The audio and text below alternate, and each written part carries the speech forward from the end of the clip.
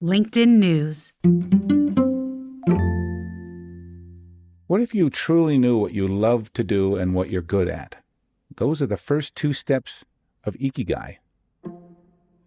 Hey everyone, from LinkedIn News, this is In the Arena, a podcast exploring human potential. I'm Leah Smart, and every week you'll find me right here in conversation with bright minds and brave hearts, learning how we can improve our lives and our world by transforming ourselves. So Tim Tamashiro is the author of How to Ikigai. Yes, it's pronounced Ikigai if you've heard of it before. He talks about lessons for finding happiness and living your life's purpose. I heard about Ikigai years ago in passing. I'd seen this chart that was like a 4-circled Venn diagram espousing that if we could all simply do what we love, what we're skilled at, what the world needs, and what we can be paid for, we'd be living our life's purpose. So that kind of caught me. I was like, wow, I want to do that.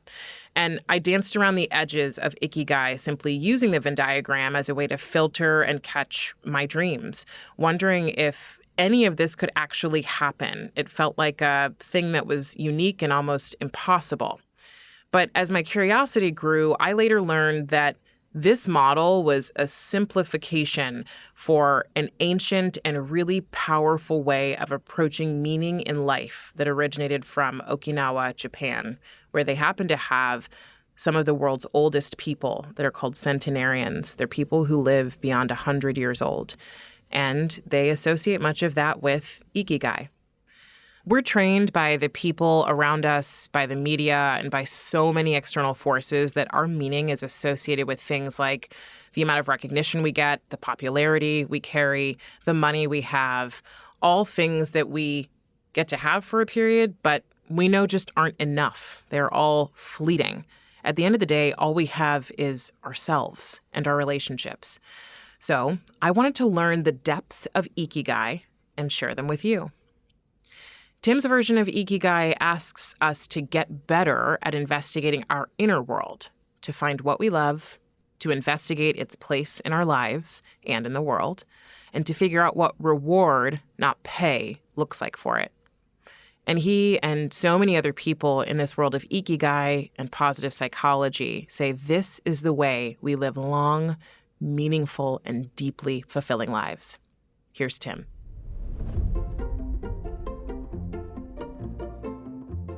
My intention is to bring delight to people so that they can have a better understanding of what it is that their gifts are so they can utilize them on a regular basis. You know, Ikigai is a fascinating concept that is still relatively unknown throughout the world, but there was a time when another concept from Okinawa called karate wasn't all that well known. So I'm hoping that maybe Ikigai can become much more of a household term and an action that people can put into place on a regular basis. Tell me, though, about Ikigai for people who are going, what is this concept and why should I invest time learning about it? Yeah, I think that there's two imperative questions that we have to answer in our lifetimes. And the first one we spend a lot of time on, and it's probably pretty obvious. Will I find love? And the other question is, why was I born? Essentially.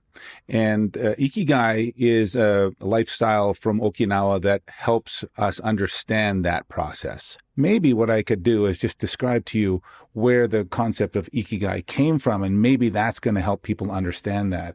And maybe you could also describe what a centenarian is, because that was a big part of when I first started researching it. I went, oh my gosh.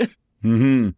A centenarian is somebody who is 100 years old. And in Okinawa, and specifically in a community called Ogimi, there are many, many people over 100 years old. In fact, that's kind of their philosophy in life that says that if you come from me at 80, I'm just a child. If you come from me at 90, I'm not ready yet, But after 100, that might be the time that's where I'm ready, sort of thing. But in Okinawa, it was Ikigai came from a group of very wise women who would gather at the shores every day, and they're called ama divers.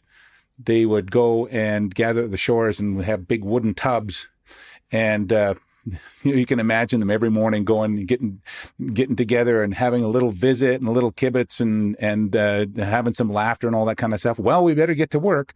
And then pushing these big wooden tubs out into the ocean and then diving down to the bottom of the ocean, sometimes as deep as 80 feet, to gather things for them to eat and for them to share with their community. So they'd scoop down and grab a sea cucumber or an oyster or some sort of a crustacean and swim back up to the surface and pop it into their bathtub or into their tubs. And they got very, very good at it. Sometimes they could hold their breath for up to 3-4 minutes at a time. Like, they're very gifted at it. And they would do this for their entire lives. Some AMA divers were in their 80s. But the joy was that they got to come together and be themselves and to do more themselves, get good at something, and then to take the rewards and take their bounty back to the community and to share it with them. And so the original word for Ikigai was Ikigai, which means life shell. Life shell. Yeah. And then as it morphed, it became Ikigai, life's worth. And more people started to realize, well, you know what?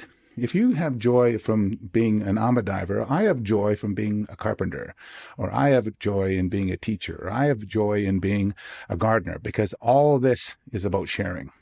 It's about having a gift to be able to do it. So Ikigai essentially is the gifts that you have naturally and that you can share with others and enlighten their lives. It's basically, what do you love to do? What are you good at? What does the world need? And what can you be rewarded for?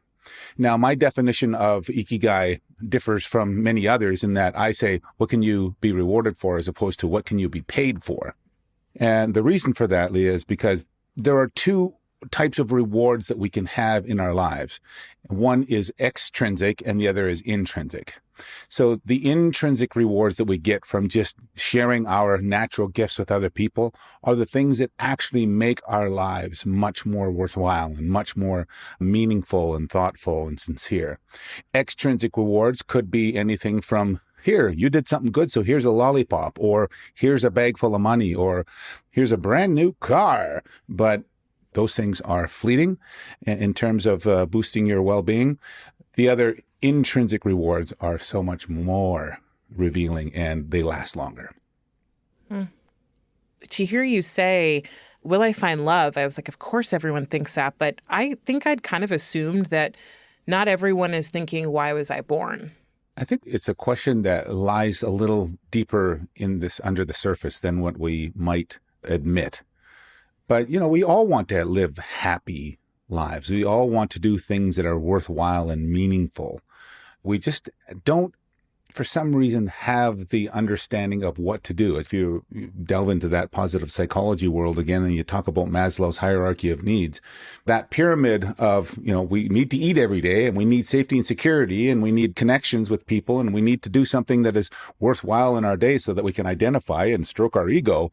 The top of the pyramid, though, is self-actualization. And for the most part, people just stick with the bottom four because they understand how to do that. But the self-actualization part is something that we really have to put some thought and understanding into. I tie self-actualization into spirituality that I feel is secular. It's not necessarily that you have to follow something. It's a religion. It's that it's about understanding who you are. And as you do that, there are many tools, right? Really, I think, Leah, is once you can actually put your Ikigai into words, then you know what the true north is for yourself. My Ikigai, for example, is to delight. And that is something that I put a lot of time and energy into figuring out. And I know that I can do it 1,000 times a day. I just have to be mindful of it, So part of my reason for even wanting to be a guest here today, from your invitation, is because I got the chance to delight you.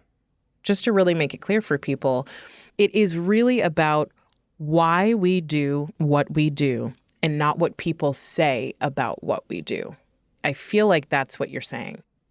Yeah, this is when you think of intrinsic, nothing else outside of you matters, right? I spoke with somebody the other day, and her Ikigai, we figured out through our session, is that her Ikigai is to manifest wishbones. Now, that for like your listeners might say, well, that doesn't make any sense at all. But it really made sense to her, because what she wanted to do is to ensure that her wishbones, the things that she does in life, are evenly split, so that they're rewarding for her and they're rewarding for other people as well. And she intended to do that on a very, very regular basis. So, and I've had other people another gentleman who says that his Ikigai is to break things. And that, again, might not have any bearing on the listeners, but for him, it meant that he has always had a fascination with just breaking things down physically and even intellectually, and just to see how they work, and then to put them back together again in ways so that he can see if it will still work. And like, it's absolutely fascinating. There's a million different ways to be able to look at Ikigai if you just attach the words to it. And as you say in the book, it's like people know when you found it. Like you can feel it from the person who's found it, and you can tell when someone has yet to. But my hope is that the stories of people who found it become more commonplace, instead of people say, like, I could never get that, or like, yeah, but you're just unique, or you're one in a million. And I'm like, no, I'm not. Yes, I'm unique, but like, so are you. And your story is, yes, it's actually 1 in 7 billion. Is there an easy way for you to share with people how to get there? Would you like to have a little session and try to figure out what your Ikigai is? Yes. Okay, so Ikigai really has 4 directions. We kind of think of it as a map, right? And once you kind of do these directions kind of one after the other, then you kind of start figuring things out. But the most important part of any journey on any map is the first step. And that is, in Ikigai's case, what do you love to do? So let's explore that right now. What do you love to do, Leah? I love to learn. Yeah, I love to. I've always been a reader. I remember when I was younger, I won the reading contest for how many books you could read. So I can read a lot of different things. I've had to manage consuming versus digesting, as I call it. But I love reading. I love writing. I love conversation. So a moment like this is really meaningful for me. And I love to share with other people. Reading, writing, what I'm learning. A conversation, and share. Let's choose one. Let's just choose conversation. What is it that you feel when you do your conversation, when you're having talks with people? Part of the reason I meditated for 2 minutes before was it was important to me to feel really present. Like I'm here. I'm not rushing past it. So I feel very present. I feel like I'm in this moment right now with you and my production team sitting outside, and that we're all just in this moment together. And then when I leave, I feel full. So like when I looked at my calendar this morning, I had a bunch of stuff that I was doing before I left to come to the studio. But I knew that when I left the office today, I would feel full. And that just, I can't even, there's not a word, but there's a feeling in like my chest or my heart that's like, oh yeah, it's going to be a good day, is what I said to myself this morning. Really? Yeah. And what was behind it's going to be a good day? It's a feeling, or is it actual reconnaissance, or? I think it's a recognition that whenever I felt prepared for today, sometimes I am rushing, and I'm the kind of person who squeezes a lot of things in because I love experiences and I love conversation, but I love my relationships. So I'm always kind of like, it's a jigsaw of making sure I'm doing the things that matter most. And those happen to be a number of things. But so it was a little bit of reconnaissance that like I know when I'm present and I am ready for a conversation that I'm excited for, that it's going to be great. But it's also a directional thing where I'm aware that a lot of times what you say is also what you experience. And so I felt that feeling of like, ooh, I'm excited. And I just needed to also say to myself, it's going to be a great day. How much is excitement part of your hype of the day, I guess? It's a big part. So Is it? I'd say like fun, excitement, and depth, and like kind of a dance between those things. Although I feel like the deeper I go and the more I learn, the more fun I want to have, if that makes sense. The lighter I get. When you say depth, is it depth of experience, or is it depth of intelligence? Is it? I think it's depth of experience. It's like all I can kind of point to is like my stomach, but it's like the gut feeling of there is meaning in this. Like depth for me is meaning and purpose. You know, there's a meaning behind this. And so these kinds of conversations I get to have really fulfill that piece. You lit up when you said meaning. Why is meaning Yeah, and that's a big one. purpose so important in the way that you carry out your day? Because I know what it feels like not to feel like you have meaning. I know the experience of just chasing the extrinsic experiences that just satisfy you from moment to moment and being sort of addicted to those, especially in a city like New York where you can get those as much as you want. I know how empty that can be, but how unaware of the emptiness a lot of people are and how scared they can be to admit it, because then it means you have to go find the intrinsic stuff. But when you find it, it's meaningful, it's life altering. And so like my own change I've gone through in the last 4 years has been, oh, that's where it comes from, not all that other stuff. And I've continued to untangle that. It's interesting. You really do light up when you talk about the things that matter in life and the things that provide you with depth and experiences and even relationships. And you also said something about directionality. So I wonder, and please keep in mind, I can't prescribe you an Ikigai, right?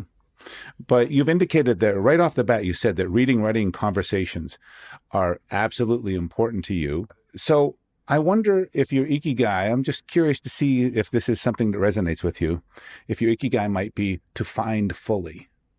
And who knows, this might be something, I mean, you do definitely put a lot of time and attention and energy into understanding more about yourself so that you can self-actualize and then share that with other people. Maybe that is even part of the raison d'etre of this podcast. Absolutely. Yeah, I mean, I love the find fully because I'm deeply curious. Nothing's off the table. See what you find that's valuable. The thing I thought of when you said this is, I wonder if my Ikigai is to expand. And like, for me, that encompasses my own expansion and my own development, but also then to expand beyond that to other people and be an expander for others who might go, oh, I can have or I can create what I want in life in a way that I thought I couldn't.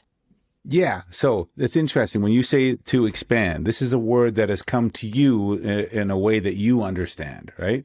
And it's also, you understand that in a far different, more complex way than anything that I could ever throw at you. So this is a starting point, I would say, for you to be able to kind of think, what does to expand? What does that look like? And bear in mind that Ikigai has a million facets. It's like a jewel that you hold in your hand in front of you, like a skull, and you kind of go, I'm looking at it from this direction today, or I'm looking at it from this other direction in this second. And think of the million ways that you can expand. You know, you can expand your friendship circles. You can expand your mind. You can expand your heart. You can expand your knowledge. You can expand your breathing, your chest. I mean, there's all sorts of different ways. Now, take it one step further and say to yourself, how do I share that with other people? And how do they respond? Remember, Ikigai is like a boomerang. So whatever you throw out there, as far as your natural gifts, people recognize that and they go, man, you are good at that. And I want to see more of that. And it really resonates with me. And you get that in return. You go, oh, well, I feel pretty good about that. Thank you. Let's do it again. Yeah, you know, it made me emotional as you started saying the many ways to expand, because those have been a lot of my experiences, even the breathing. My last week's episode was about breathing. And it's literally about expanding your diaphragm so that you can access emotions you hadn't accessed before and changing this breathing technique or experiencing this. So like each of these things have been part of my own discovery. And you get to do it as part of your job, but it's also part of your work. I always say that there's a big difference between your job and your work, right? Your job is something that you get paid for in exchange for your time. Your work is something that can create something even better and more expansive. So you are your work, right? So I always say focus on your work, not as much on your job. Part of my personality is also one that needs to derive a lot of meaning from my work. I'm going to roll for now with my Ikigais to expand, but I'm also going to leave room for shifts there. Mm-hmm. One more suggestion, Leah, just to kind of put a bow on it. Spend some time with thesaurus. Go on thesaurus.com and just look up expand, because thesaurus. There's going to be other words in there that are going to take you off on other tangents, and you might find another word or another definition of something that just really, really resonates with you. So like I say, this is a seed. Tomorrow morning when you wake up and you go, well, my Ikigai is to expand, and that's what I'm going to do today. And if that really sits and provides you with a lot of excitement, then that's something to pay attention to. And we're off to a quick break. While we're away, what are you understanding about Ikigai so far that could be applied to how you derive meaning? When we get back, Tim is going to tell us where people tend to get stuck most when it comes to defining their Ikigai.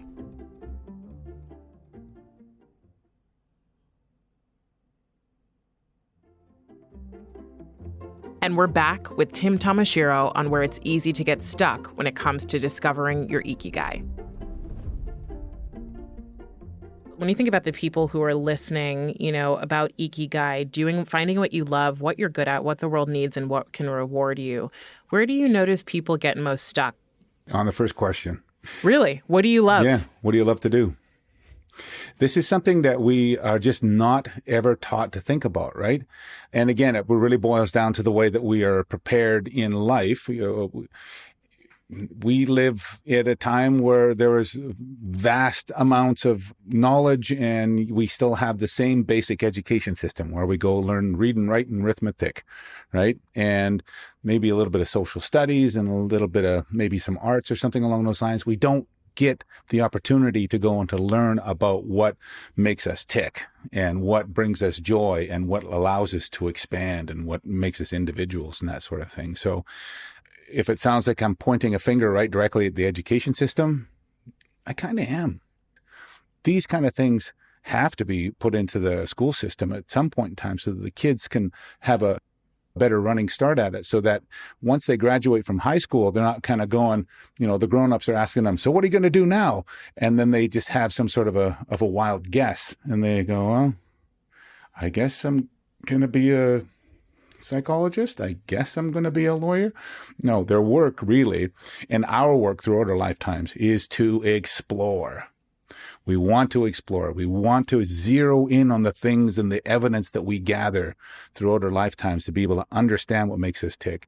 And then beyond that, the better we get to know ourselves, the more evidence that we have for greater well-being and happiness. So I'm going to then say, I'm the person coming to you going, I don't know how to figure out what I love. Like, what that question feels foreign. What do you recommend?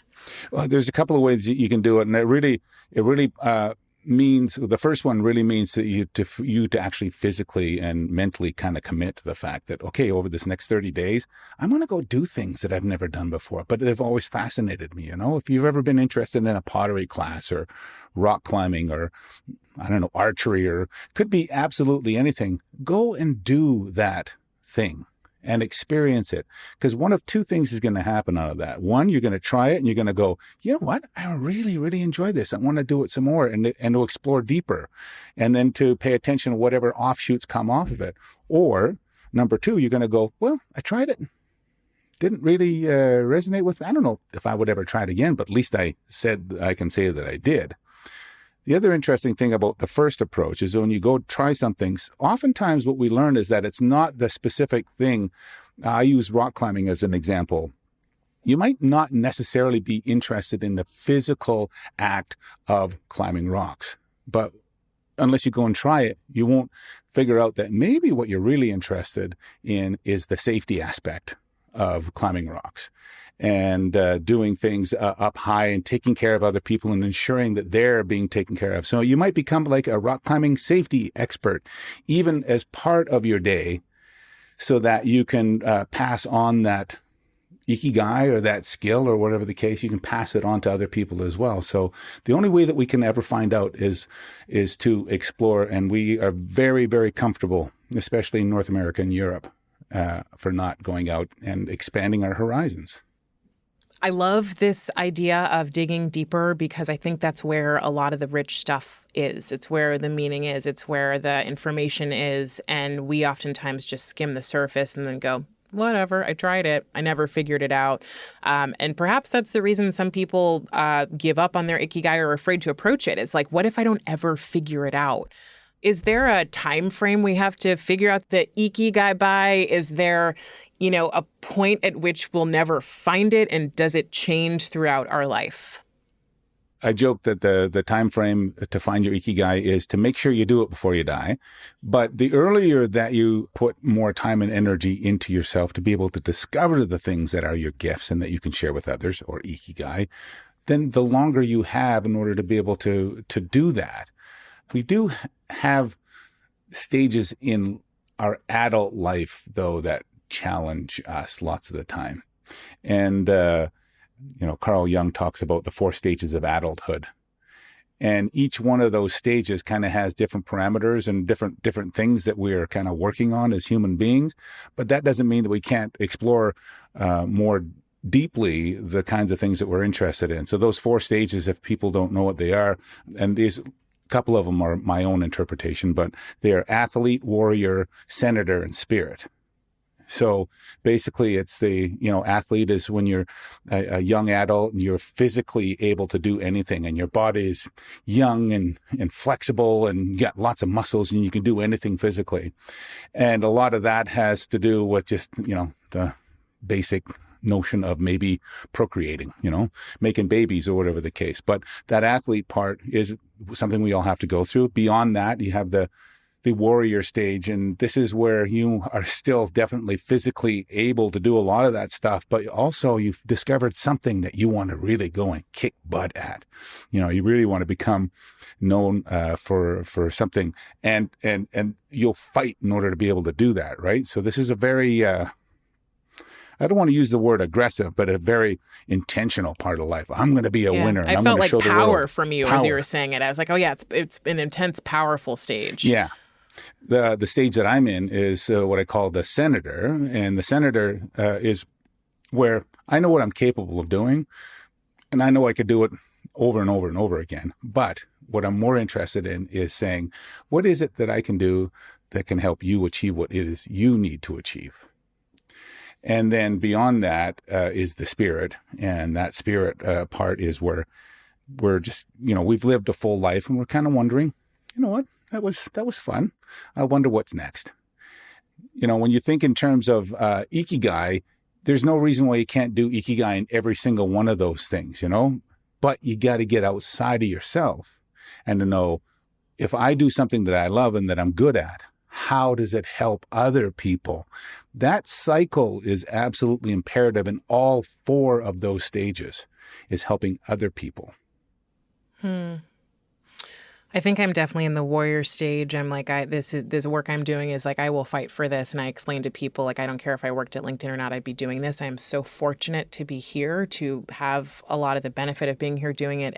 But it is all of me. And I will do that, until I move into the senator stage, perhaps. But, I think what trips a lot of people up when you first start talking, or when I first start talking about Ikigai, is the reward. Or the money is really the way people talk about it. I know you mentioned this at the top, that you've changed this to reward.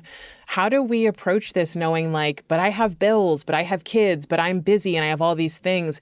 How am I going to add something in that's not going to give me the extrinsic experience of having money, but knowing that is a huge part of our lives and our existence?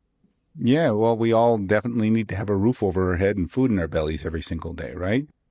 However, we put maybe, I'm going to use the word inappropriate amount of attention on career and an inappropriate amount of attention on our lives, right? We overwork and underlive, essentially. That's a bit of a, I guess it's a little bit of a symptom of the times that we live in, It hasn't always been like this. Back in the days when people were, just kind of tending to their farms and maybe raising some sheep and taking care of their families and doing that sort of things, they had God to put themselves into, right? And that was the balance that they were able to kind of to live their lives. However, now in this day and age, we put such a strong emphasis on, so what do you do? What do you do? Tell me about your living, as opposed to tell me what you do to live, right? So in a roundabout way, I think that the reward part of Ikigai intrinsically is something that we can think about from a well-being and a meaning point of view, but also to understand that there's no perfect career out there. That's why I've tried dozens of them. But I've always brought my own Ikigai to every single one of them.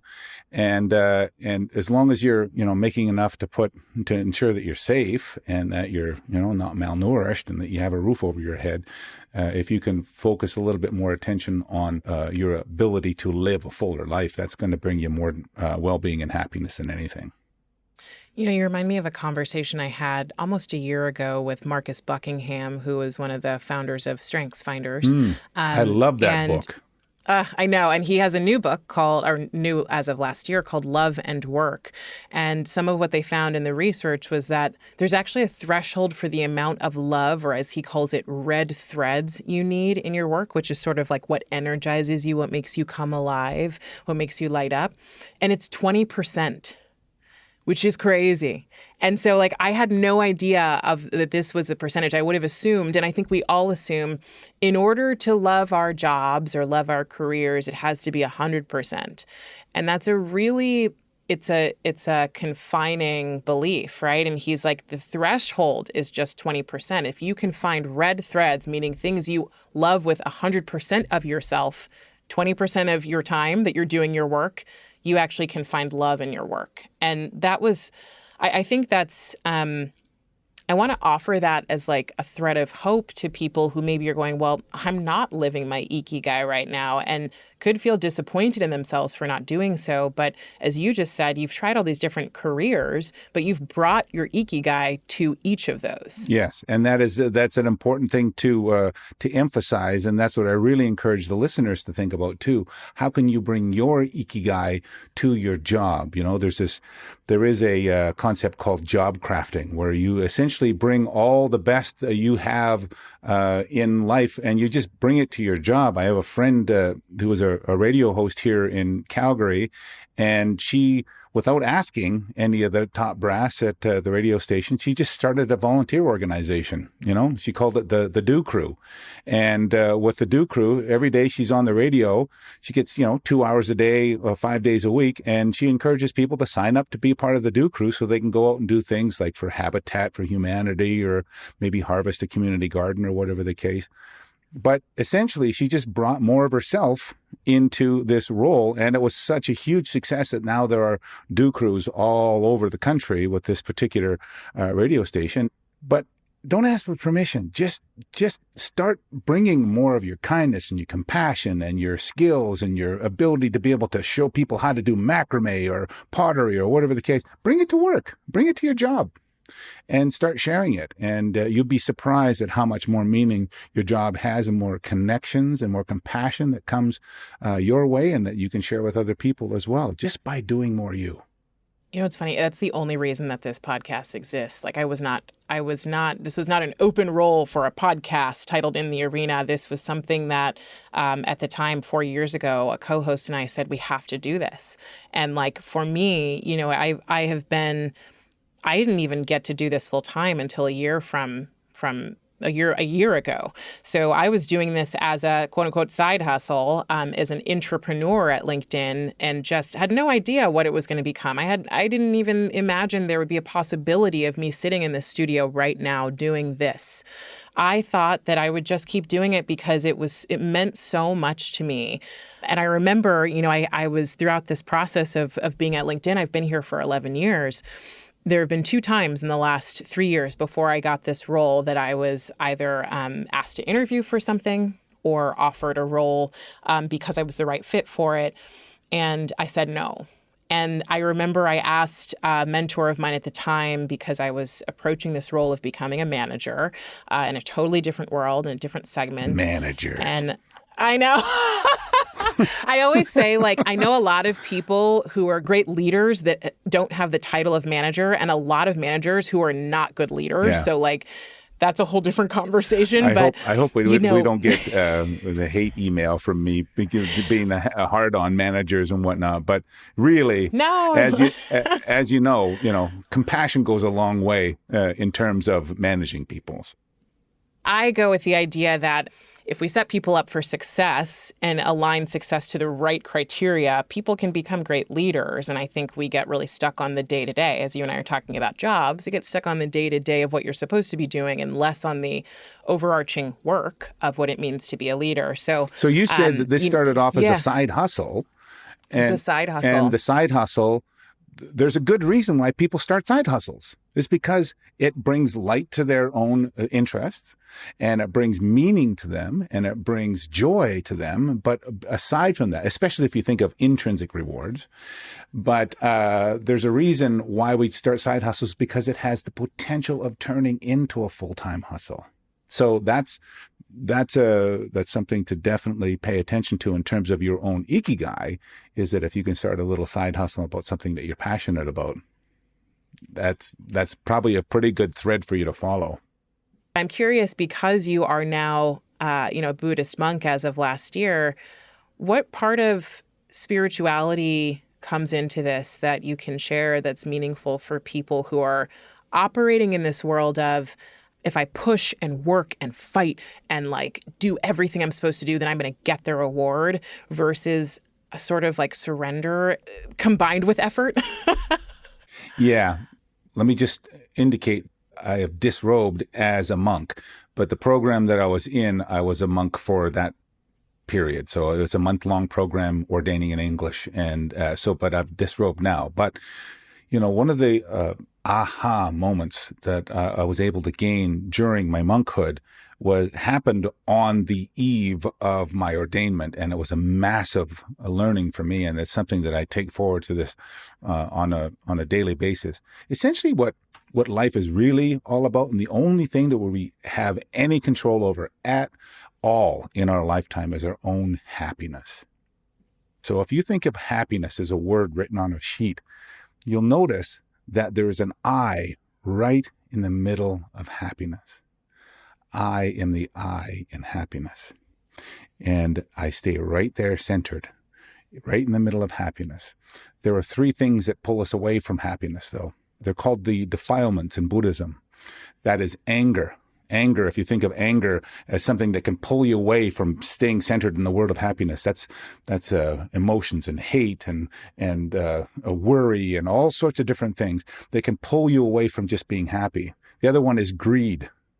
Oh, greed. Greed is one of those things. Yeah, we want more and more and more and more. And that, in fact, more greed and more stuff doesn't actually bring you more happiness. It just brings you more misery. And the third one is something that we call delusions. Delusions are fixed sets of ideas and identity and political beliefs and religious beliefs and all these things that we've picked up over time that says that this is who I am and there's nothing that's going to change me. Those actually bring us a lot of pain. So if you think of that word happiness again, written onto a piece of paper, and you circle the letter I in the middle, and you think of three arrows that are taking you away from happiness: anger, greed, and delusions. Every time that we experience one of those things, there's one thing that we have to do in order to be able to have greater calm and peace. And that is to just do another word that has the letter I in the middle of it. And that is to just be still. You don't have to move when you feel angry. You can recognize it, you can notice it, and not do anything about it. You can just go, I'm angry. I'm feeling burned about something. I'm feeling jealousy, or whatever the case. Just notice it and don't do anything about it. Just stay where you are. Same with greed. Oh, I want that new set of AirPods, or I want that new Ferrari, or whatever the case. Just notice it. Don't do anything about it. And especially with delusions. When you recognize something about yourself, this is my political belief and I'm not going to move away from it. If you just recognize, I have this belief, but I don't really have to do anything about it. You can just remain still and just stay in your own happiness. So that's a big, profound lesson that came to me in a millionth of a second on the eve of my ordainment, I'm taking forth into my own life, and that has brought me a lot of joy and a lot of peace, and something that I'm writing a new book right now that's called Part-Time Monk, and it's about how anybody can be a monk part-time if you just kind of think in terms of these lessons. Oh, I can't wait for that. The I am the I in happiness just brought, that was like so emotional for me. I wrote it as you were saying it and circled it and drew the arrows. And I was like, oh, wow, that's profound. I love simple ways to understand concepts that often can get complex and then push people away. Mm-hmm. So thank you for sharing that. For people listening who are like, I'm inspired by this or I'm curious about this, I first want to say, like, I personally had this experience of going in and out of Ikigai when I first learned it. I believe that things come to you in your own time. And so you may hear about this today and need to walk away from it. You may hear about it today and be ready to explore it. You may hear about it today and resist it and go, I don't like that. That's not possible. I think it's all part of this journey. And so my experience was this one of coming in and out of believing that this was possible. But once I had the evidence, as you mentioned earlier, that this was something that was possible, and not only that it was possible that I could be rewarded extrinsically for it, but that I could feel this deep grounding sense of meaning and purpose by pursuing this, I do it with all of my heart.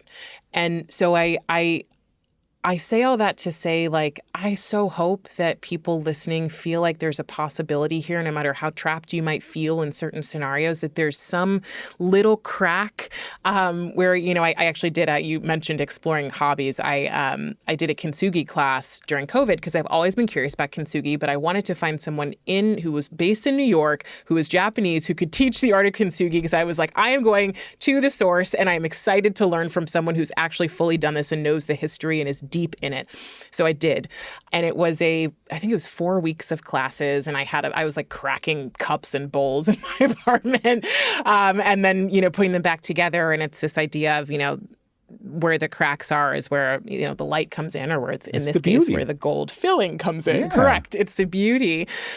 What would you say to people to help them and meet them wherever they are when it comes to Ikigai? Well, it's either going to resonate with you or it isn't. More often than not, it does resonate with people because they have a tendency to want better things in life and, you know, and real true happiness, I guess. Happiness doesn't always come in identity.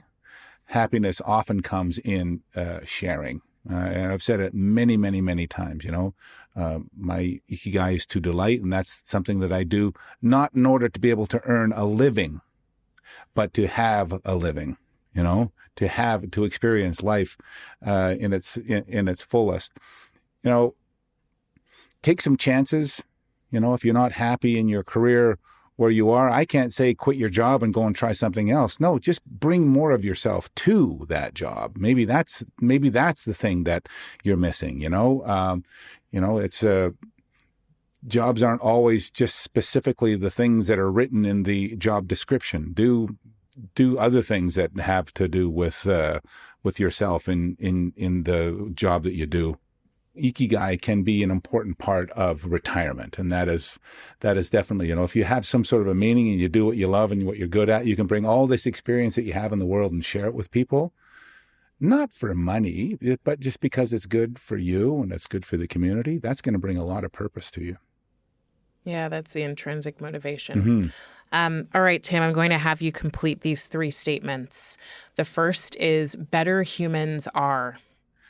I asked ChatGPT to create a brand new word for me that focuses on the same experience as equanimity in the world of Buddhism. Equanimity is essentially a space that you can live in. It's an experience that you can have and you can nurture and create, where you just stay in the middle of everything, right? But anyways, equiluminance, though, this is the definition that it came up with, is the state of radiant calm and balance that arises from cultivating inner peace and acceptance. So, better humans are equiluminant. Better work is. meaningful. And a better world has Peace. I love that. When you said ecoluminant, I was thinking, I think I almost thought of omnipresence. So I was thinking omni, and light, light all over, light within, light all over. Yeah, it further described it. It says ecoluminance is a word that captures the idea of a bright and radiant inner peace, one that illuminates our lives from within and helps us to navigate the ups and downs of life with grace and resilience. Wow. You have completed your Ikigai for our conversation. I am delighted and so touched. I just so appreciate the time. So thank you. I've enjoyed it. That was Tim Tamashiro, author of How to Ikigai, Lessons for Finding Happiness and Living Your Life's Purpose. Check out his Skillshare class on the topic in our show notes. He is really incredible. One big thing before we go. I believe this is the most important work you can do in your life for yourself and only for yourself. Sure, what results in your interactions and in your world will be incredible. I can attest to that. But it will be nothing in comparison to how you feel about yourself as a human being and your worth and your meaning in this world. If this conversation made you clearer on how you want to find more meaning and create it in your life, why not share it with someone else who might benefit from changing their perspective through Ikigai? And help other people like you find our show by leaving us a rating before you go. Even better, write a one-sentence review telling me how understanding Ikigai has been beneficial to you. And as always, you can find me on LinkedIn, writing and sharing about human potential and meaningful living. In the Arena is a production of LinkedIn News. The show is produced by Franz Bowen, Alexis Ramdow, and Rafa Fariha. Asaf Gidron is our sound engineer. Joe DeGiorgi mixed our show. Courtney Koop is head of original programming at LinkedIn. Dave Pond is head of news production. Dan Roth is the editor-in-chief of LinkedIn. And I'm Leah Smart. Thanks for being here with me, and I'll see you next week.